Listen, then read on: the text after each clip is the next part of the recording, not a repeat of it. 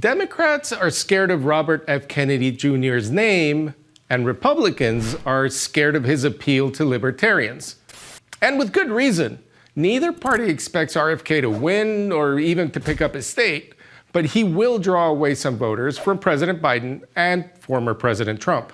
So, the story of RFK in the 2024 election is not about what he believes or what he proposes, but about electoral math.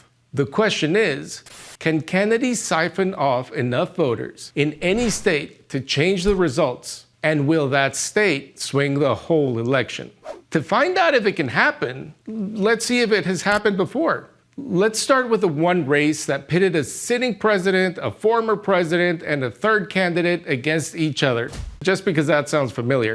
In 1912, former President Teddy Roosevelt, a progressive Republican, decided he didn't like how President William Howard Taft, a Republican who had turned increasingly conservative, was running the country.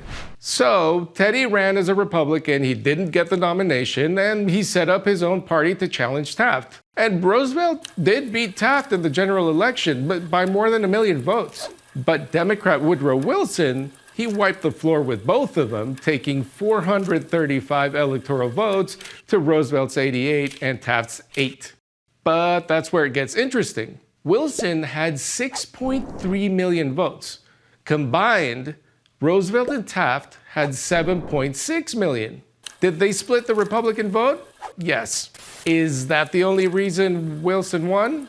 Probably not. Fast forward to 1992, when Ross Perot jumped in to challenge President George H.W. Bush, who had reneged on his promise not to raise taxes. The young upstart from Arkansas, then Governor Bill Clinton, got the Democratic nomination in June, and the three-way race was on.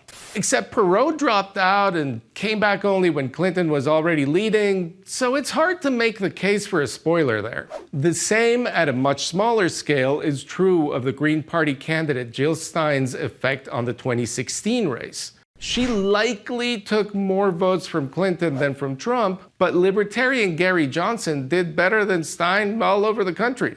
We skipped the one almost certain spoiler. The year 2000 presidential election came down to one state, Florida. Former President George W. Bush and former Vice President Al Gore basically tied with 2.9 million votes each, and Bush took the state by 537 votes after intense legal wrangling.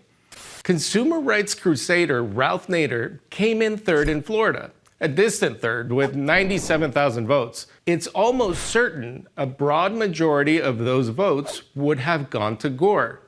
Many Democrats complained, including RFK Jr., who at the time called Nader irresponsible for equating Bush and Gore.